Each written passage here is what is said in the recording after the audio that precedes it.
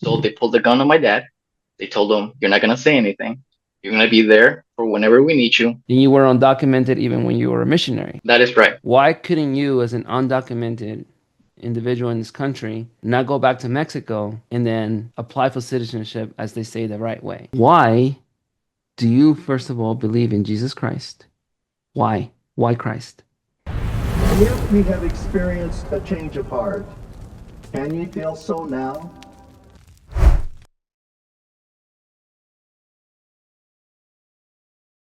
Welcome back to the channel, everybody. My name is Carlos Romero. I'm your host, and today I have a very special guest in which we're going to talk about some serious, heavy issues based on immigration, based on what's going on right now in the country, and based on our experiences as Latter-day Saints. My guest today is one of my best friends. I consider him a brother of mine. His name is Luis Espinoza.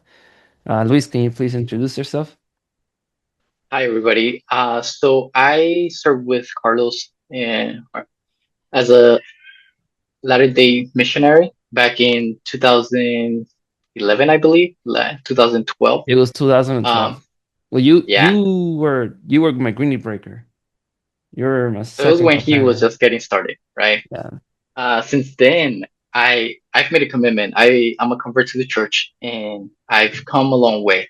From that point on, as a missionary, I had made that commitment of actually staying in the church. There was things that happened to me as far as getting my testimony that really put me in a situation where it felt like I didn't want to get this far just to get this far. And I really wanted to know if the path that I had chosen and the things that I had seen and experienced while serving the Lord were everything that I believed they were. And so far they are. Um, Today I'm a member of the Air Force. I work in sales for New York Life, and I'm a father of two, and I love my wife, which is one of the greatest things that I've done to be able to be still with her for time and eternity in the temple of the Lord. Thank you. And I just want to add that you're one of the best companions that I had on my mission because I saw so many miracles with you. There are only a handful of companions that I can say that. I mean, I love all my companions, right? I don't hate any of them, but there's specific moments in my mission in which there were manifestations of the spirit that I can just be like, okay, no, I can't deny what we just saw, what we experienced. And so maybe one day we can talk about those experiences. But yeah, man, like our time together was very impactful for my testimony. That's for sure. Um, and so, but I want to just get to the point because of what's happening in this country right now. And the last video that I posted about this issue got a lot of attention for a small channel like this one. And the one thing that I want to point out is that you are gonna be in the Air Force now, right? You're gonna go to the Air Force National Guard or something like that. I am in the National Guard, You correct? are in the National Guard, right? Yeah, However, for the longest time in this country, you were undocumented. Is that correct? that is correct. And you were undocumented even when you were a missionary. That is right.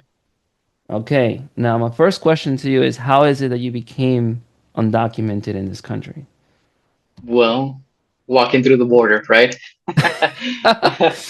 um, so my family is originally from Mexico. My dad, he's a doctor in Mexico, and the way that we actually crossed over to live here was because, as you all know or might have an idea of it, living in Mexico with the cartels and the crime and the corruption and all of it put together, it makes it very difficult. My mom always had the idea that we were going to get kidnapped at one point or another, and we were going to be held for ransom because my dad was a doctor. Everybody knew who he was. And so they might have the impression that we had money, which we didn't.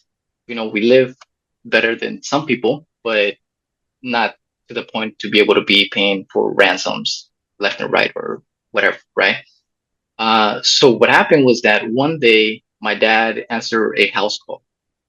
In the middle of the night, he went down to go treat somebody, ended up being a bullet wound. As you know, it is, here, same thing is similar. The laws are similar over there that you need to report this to the authorities. So Mhm. they pulled the gun on my dad. They told him, "You're not gonna say anything. You're gonna be there for whenever we need you, and you pretty much work for us now." Holy cow. So my mom, yeah, it's crazy, right? I didn't know But this my about you, bro. mom, You didn't tell me anything about this. Dang, yo. um, Okay. so my mom actually having already that fear that we were gonna get kidnapped, this was probably the last straw. Within a week, actually no, a little bit more than that. Maybe within 2 weeks, we were able to get our visas and drop everything and just come over here. So we came to the state of Washington. We lived with my uncle. Then we moved to California, and they filed for citizenship, well, residency, right? Through my uncle. When I became of age, well, when I came over, I was 8 years old. And when I became of age, um, that automatically disqualified me from the paperwork. And so the only ones they were able to fix were my mom and my dad and my brother, which he's 6 years younger than me. My sister and I ended up getting our paperwork through our marriage. So she got married, and through her husband, she was able to file, and she got her citizenship. And same thing that I did when I got married. I was able to file through my wife, and same thing. I was able to get my green card, and I'm on the path to getting my citizenship now.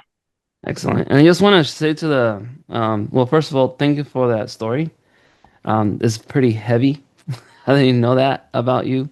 And we talk a lot, you know, we're actually pretty close friends, people. But I just want to also remind the public that everybody's story is different. And this is just the story of Luis. And together we're going to talk about shared experiences as well within the church and with undocumented members of the church. Well, you were talking about how even through the mission I was undocumented, right? Uh-huh. When I decided to go on the mission, that was one of the biggest fears that I had. That I didn't know where I was gonna end up. I don't know if a Mm, lot of some of you might not know, but when we file or put in the petition to be able to go on a mission, we just put in a request saying, "Hey, I'm ready to go," and they decide where you're gonna go, what language you're gonna be speaking, what area you're gonna be in, what companion you're gonna be with.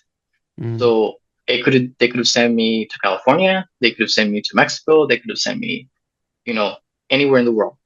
And that was a fear because if I leave being undocumented, I can't come back. I would have to like sneak back in, right? Well, let me ask you this. Did the church Um, knew that you were undocumented though? they Because, did. okay, Yeah, they did. they did. So I told them, I don't know if, to be honest, I don't remember if it was in my paperwork saying that I couldn't leave the country, but I do remember that that was one of the questions that was on there. Well, you're not the only one. I mean, I said already, like you're one of two companions that were undocumented that I served with. Mhm. And I'm not sure about the legal status of the other one right now. I haven't talked to him in a while. But one of the things that he told me was that the church knew that he was undocumented, and therefore he knew that he would have to serve in the States for that same reason. And so maybe they didn't tell you, or maybe they already knew that, and maybe they they thought that they had that in mind, perhaps when they were deciding as to where to send you for your mission. Yeah, at that point, it was very iffy because even when I received my calling, I was like, yes, I get to go. I didn't really care where. Um, and the Lord knows where He needs you, and He knows where He's gonna put you even before you decide to go, right? Right.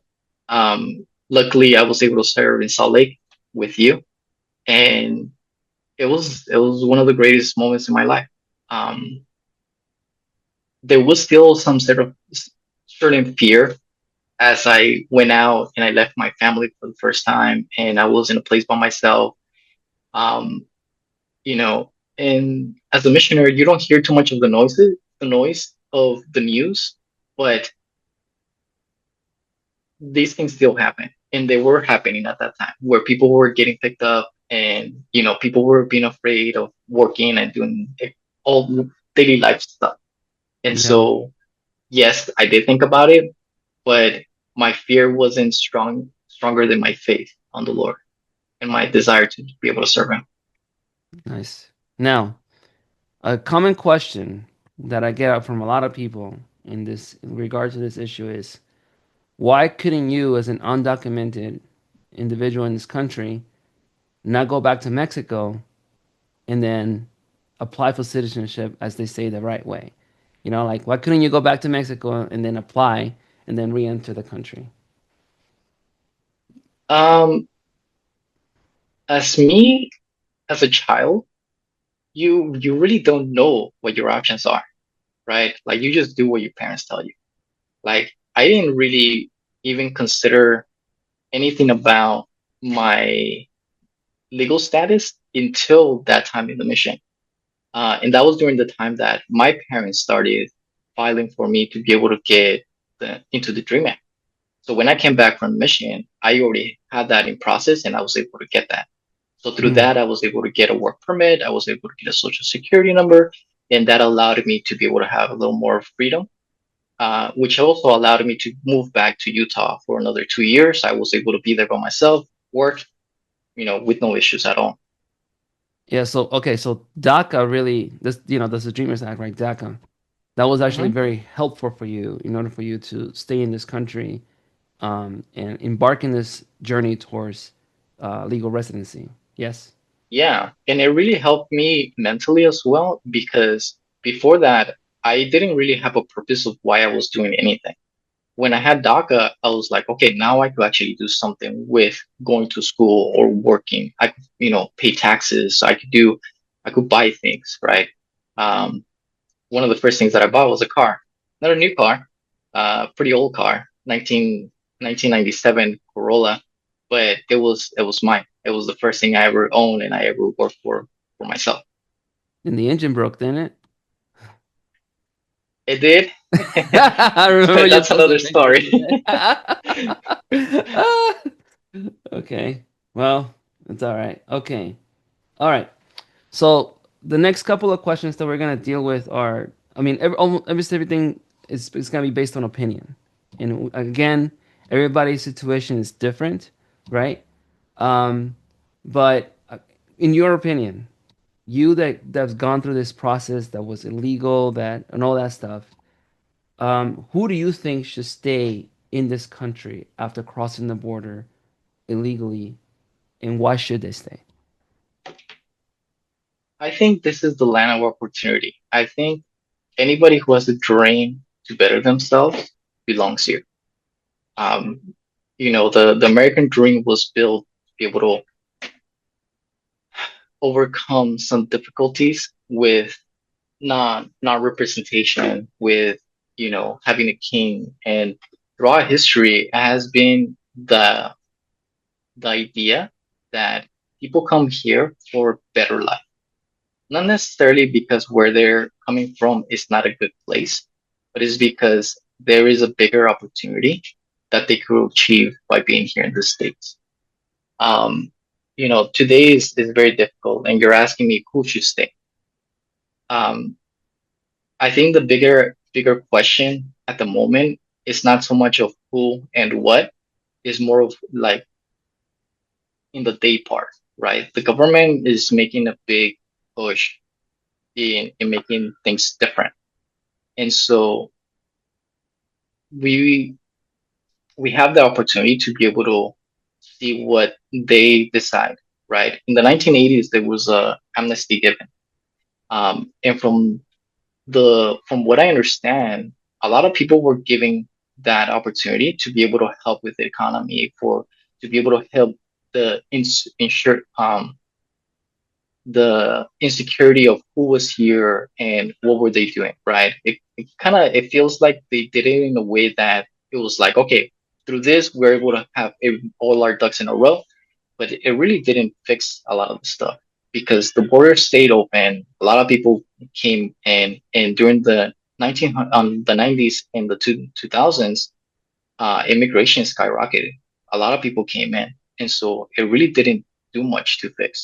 There's not even true numbers of how the economy improved because of that. And a lot of the immigrants are already paying taxes, whether it's through their social security that they got one way or another, um, whether it's legal or not, or they got their IT number to be able to use it to be able to file taxes. So the ones that really want to be a contributing part of society, they're already doing it. Um, there's a few people who might not be, and who knows what they're doing, but it might not be good because they're not being transparent with the government as much as they're able to. Yeah, I remember on my mission, that was the first time I met people that did not have a social security number, but did they have like what is that called? ITIN number. Yeah, I think they had that. And let me tell you, bro, these people they were living better than most Americans that were, but it is because they were working their butts off, and they were industrious, and they were going out there doing the jobs that nobody was willing to do.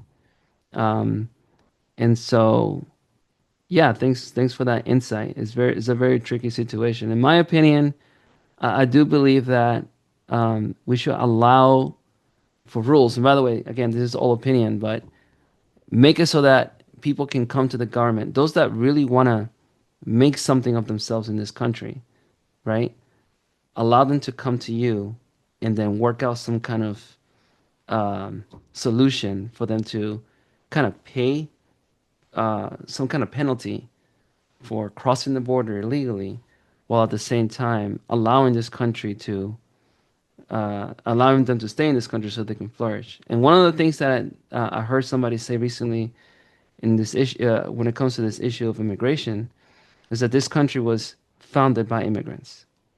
Whether your great great great grandfather came from Europe to whoever, the only ones that are really natives are the Native Americans. But this And country, the Mexicans. and yeah, and the Mexicans, well, pretty much, yeah, you know, uh, you know, for the most part, this country, the United States of America, was built by people that did not belong here initially. You know what I mean? Um, Yeah, if President Trump were to say, these are the requirements that we want you to do, you know, um, one of the things that was mentioned in the amnesty was that they had no criminal record. Okay, so let's say there's no criminal record, that you are working, that you're paying taxes, that you have a business, that you're going to school, that you have a degree, that you have something to give, then, those would be great things to show that we don't only desire to be here, but we're proving that we have something to give if we're allowed to stay. that's right. And we were talking about this before we are having this conversation. But this kind of like leads to the next question that I kind of want to explore, is that if we were to take this path as a country, as a nation, uh, and we decided to allow specific, groups of immigrants, you know, to stay here, what should be the penalty for them for crossing the border? You know what I mean? Like, I know that you were mentioning some ideas, but what, spit some out. Like, what do you think would be a penalty for somebody just to satisfy justice? You know what I mean? Right. So my mother-in-law, she had to go back to Guatemala to be able to wait there. She waited there almost a year for her paperwork to go through, and then she was allowed to come back once they went through. So she came back already with her residency. Um, things like that. I think they're totally. I think things like that. We as immigrants are willing to do those things. As long as we have a clear path. Right now, you see commercials saying, "Hey, how about you self-deport?" And that would allow you to be able to file and come back in, right? Some of the requirements that they give you to be able to file to come into the United States are very difficult for people. Um, Mm, in my story, the only reason why my parents were able to get a visa, it was because there was a lot of things that tied them to the country.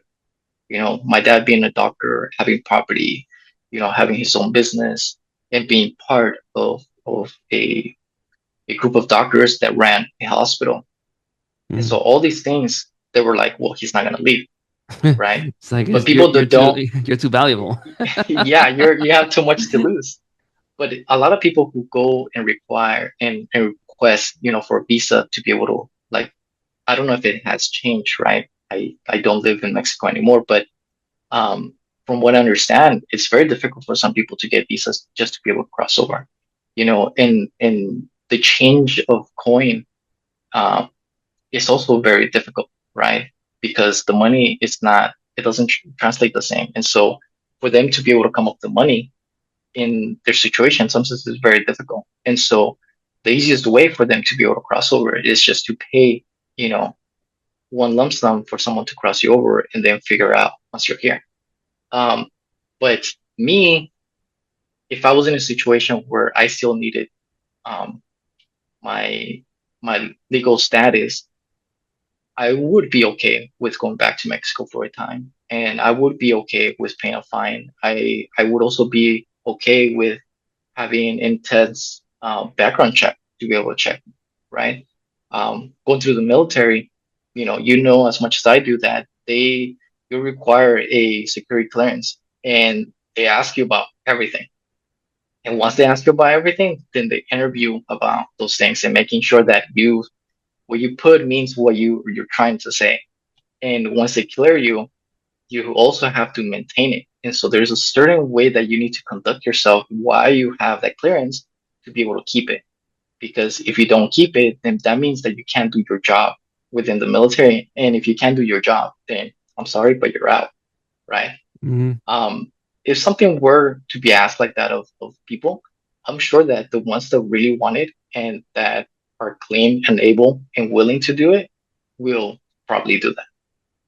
Yeah, that's not a bad idea. And I also think that I mean, this is something that we discussed, but this is something that I've always thought about. Like, okay, what if you have, children that are citizens and they're still underage?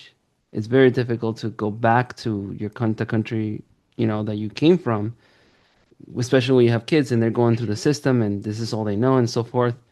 Um, and it's not easy to just uproot your whole family and go back to another country, especially when the money's not the same, when it doesn't translate the same way, like you said, when maybe the job opportunities are scarce and not as vast as you have here in this country. Especially maybe they're going back to a situation in which they might find themselves in a very dangerous in a hostile environment, kind of like your family was before coming to this country. And so I do feel like another solution could be that, let's say that you have children and they're citizens, but you're not a citizen or you don't have any kind of legal status in this country, pay a fine for crossing the border illegally. You know, um, you said, like, when we're talking, it's like $10,000 for crossing the border, right? Whatever. And then you said that, hey, and I agree with you too that if somebody is willing to pay if to make it work, right? I think that me as an immigrant myself and as somebody that came here legally and as someone that brought my wife over to this country as well legally into this country, I will be okay with somebody paying some kind of due that perhaps balance the whole thing out because $10,000 is not cheap, right? And to be honest, $10,000 is not a lot if we're kind of having that idea, right?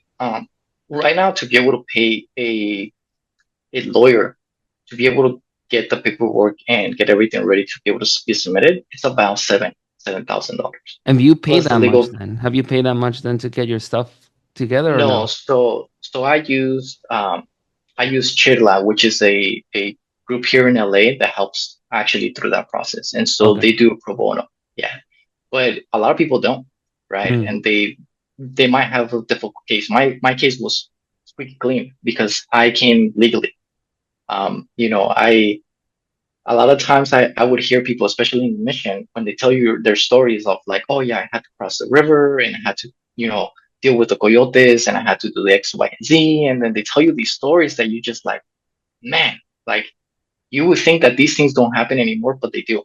Mm-hmm. Um, and I could never relate to that because I came over in a plane. Mm. And so, compared to how they came, I came in first class. I didn't had to worry about anything. And it's because I was able to get the visa because of the accomplishments that my parents were able to have that allowed them to be able to get that privilege of getting that visa.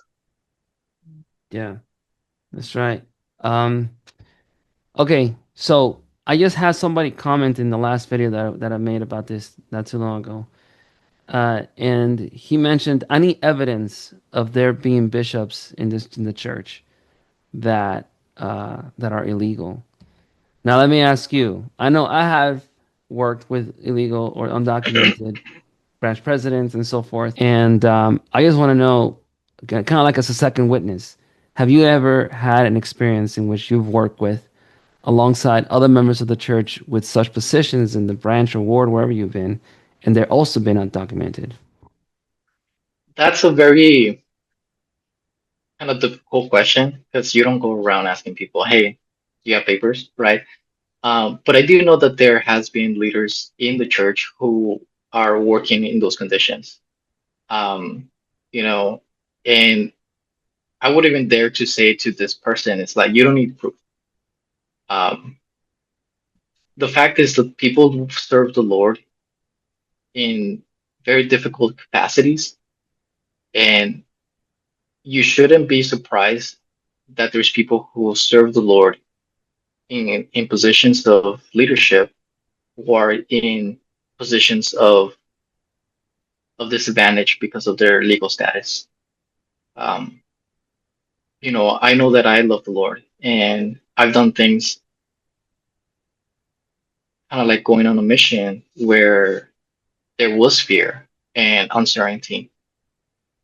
But when we're in the service of the Lord, you know, it's really hard to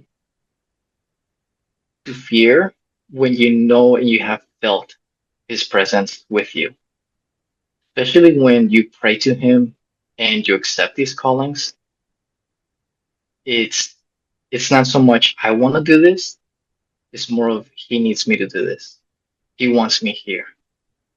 And if he wants me here, thinking that he is the all powerful, all knowing, that he is all there is and all there will be, everything that he is, it's hard to have doubt. Um, and one of the promises that we have when we serve him is that he will take care of us. And that doesn't mean that nothing is not gonna happen to us. Because even if we get caught or we get arrested or we get hurt or things happen, which they do, the Lord knows. And the things that happen here on earth are not necessarily everything. And so if we're able to see the bigger picture, is that he has a calling for us. And sometimes we get called to a new area to do a new work. How that looks, it could be different for every person. But I know that he's there with us. I really like that. The whole aspect of faith.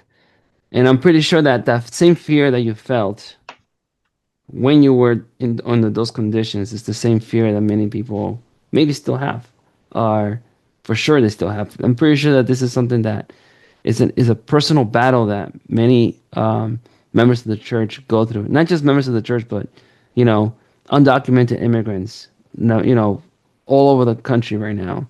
This is something that is very difficult because something that I personally saw, especially when we were on our mission, because we interact with these people every day, is how tough it must have been to live in such conditions.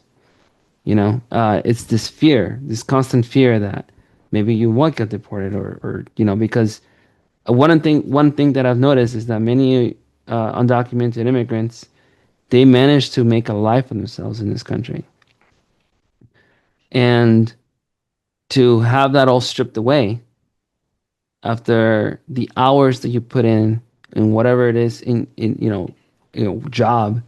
A lot of people think that undocumented immigrants are just coming here just to get free benefits from the government.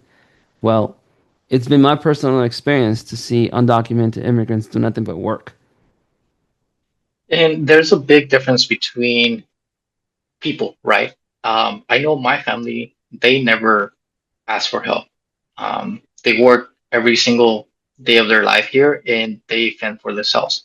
but not everybody's like that, and the circumstances are not definitely the same. I also think that the social media world we live now has blown this way more than there it is. It is way out of proportion. If you think about it, George W. Bush only deported about 2 million people. Joe Biden deported 4.4 to 4.7 million people. Barack Obama 3 million, and Donald Trump in his first term, or I don't know if these numbers that I'm looking at are just his first term or throughout his presidency, but it's only been about 1.2. And Wow. so, looking at the numbers, we get to see that the previous last three presidents have been way worse than what Trump is doing right now. And so the fear was worse then than it is now. The only difference is that we can't see it as we are right Mm. I think I will push back a little bit on that because this is honestly this is my even though I'm an immigrant, I'm pro immigration and all those things. Yeah, I have to because I wasn't born in this country, right? It will be very hypocritical of me. But this is not something that I thought about every day, you know? And the reason why I feel so motivated recently to talk about this and to share my feelings on social media and to use this small platform of mine is because I've never even imagined in my life seeing American citizens being actually deported, now. especially veterans. And these this is in the news. This is not like fake news. Like this is like actual veterans being deported. And not only that, now we're seeing actual American citizens uh, being shut down by the government in the streets. Um, that's what concerns me right now. You know, Yeah, it's definitely. And I think a lot of it has to do with social media, right? Because the amount of people that were deported is one thing, and the numbers are there. The way that they're doing it, it's hard to tell. But as a child, I never thought about getting deported. As mm, an adult, I started to, you know, as a family, as having a family now, um, a lot of things concern me that 10 years ago didn't. And if I was undocumented still, it would be something that I would be really afraid because now it's not just me. I could go back by myself, but having my wife and my kids depend on me and being able to be separated from them, you know, that is a bigger issue. That is mm. that is that is a problem for them and it's a problem for me. Um, but yeah, definitely, I think because of social media, and the way that we're able to connect a lot easier, it has made the situation that we have today. Yeah, it definitely has to have a factor in it. People's psyche, um, for sure. I just my only problem right now with immigration is the way that it's being handled. Mhm. I think is a little bit. It's not a little bit. It's very aggressive, unnecessarily aggressive. I do believe. I'm very curious on how things are going to happen now that Tim Walz and the president are talking, and he's giving them kind of like alternatives, right? Hmm. So we'll see in the next couple of weeks and maybe in the next month of how that actually works out. Because this could have been just, you know, part of his plan, like creating the situation to be able to have um, things work how they should, right? But we don't know. Like we can only speculate on what is really happening, and what are the plans and how he's going about, talking about police. Yeah, for sure. Um, okay. Well, one last question.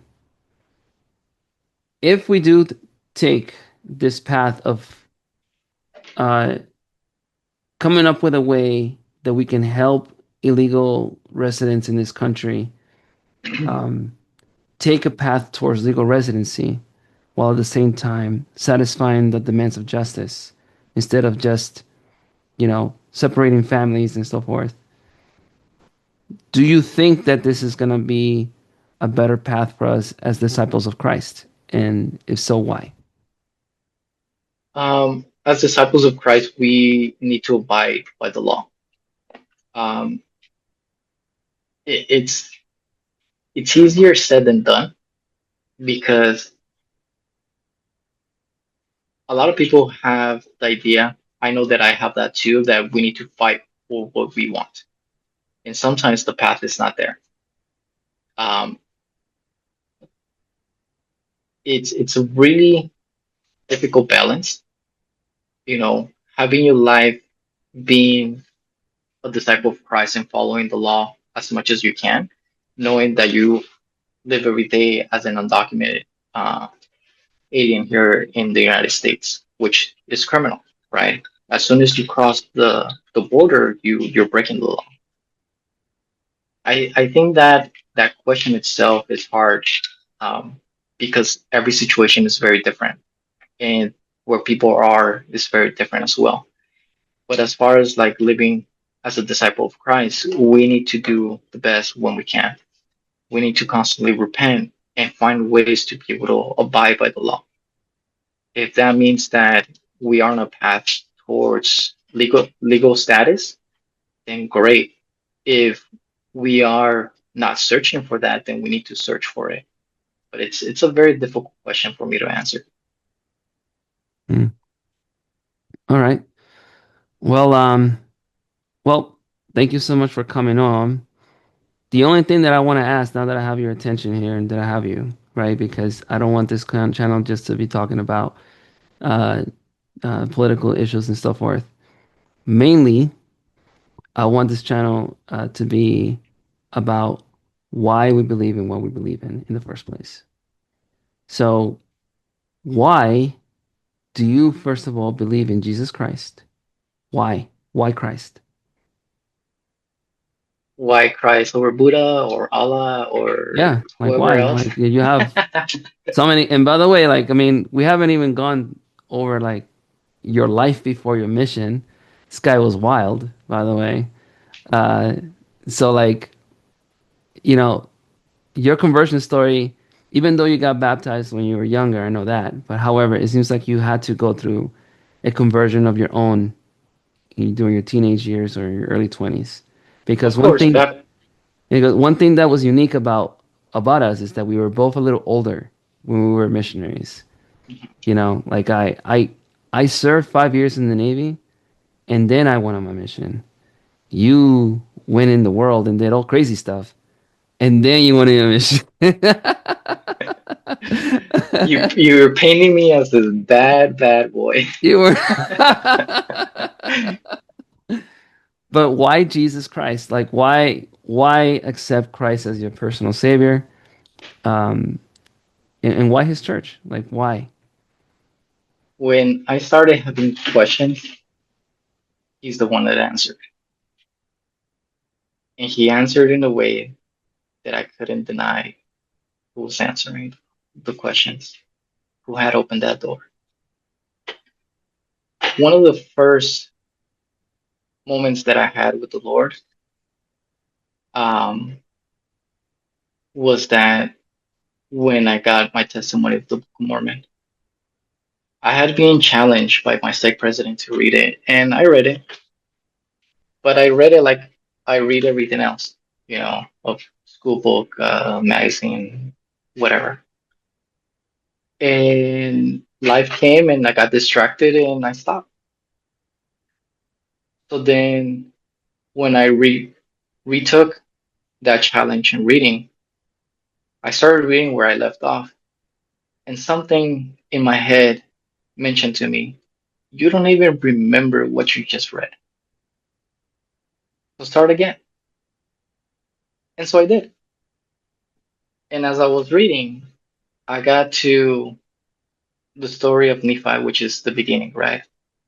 And as I read in Nephi, um, I guess Nephi's psalm, right, where he starts talking about his sins and how imperfect he is and how he so easily besets. and falls back into his old ways. I was going through a moment that was exactly what I was going through, because I was going through my repentance process to be able to be ready to go on a mission. It took me a year, actually a little longer than a year, to be able to be considered worthy to be able to go on a mission. And when I read those words, I didn't read them as Nephi's words. I read them as if I was hearing the Lord speak to me. And it resonated in a way that I knew that those words were meant for me. And that slowly became into more experiences with him, where, like I mentioned at the beginning, is things that I can't explain, but I know the feelings that went through my head and my heart that really put me in a situation where I was like, he is there. And when I'm humble enough and I'm eager enough to search for him, I could find him. Um, that's why Jesus Christ. And that's why this path in the Church of Jesus Christ of Latter-day Saints. The Book of Mormon is not just another book, but like in its title, it says that it's another testimony of Jesus Christ. That book got me closer to the Bible and to Christ than anything else in my life. And it wasn't necessarily the words that were written in it, but it was the things that I was experiencing while I was using those words that were written in it. Um, that's why. Powerful. Maybe one day we should have you on and you can tell us about all this crazy stuff, all the crazy happenings that you were telling All me. the stuff that I could actually share. Well, thank you so much, Luis, for coming into the podcast and sharing your views, sharing your testimony. Um, and for the viewer, if you're still watching, thank you so much for sticking around. Uh, I invite you to like, share, subscribe, comment, engage. And thank you so much for stopping by. Once again, my name is Carlos Romero, and this is Covenant Fire. Take care. Bye bye. God bless.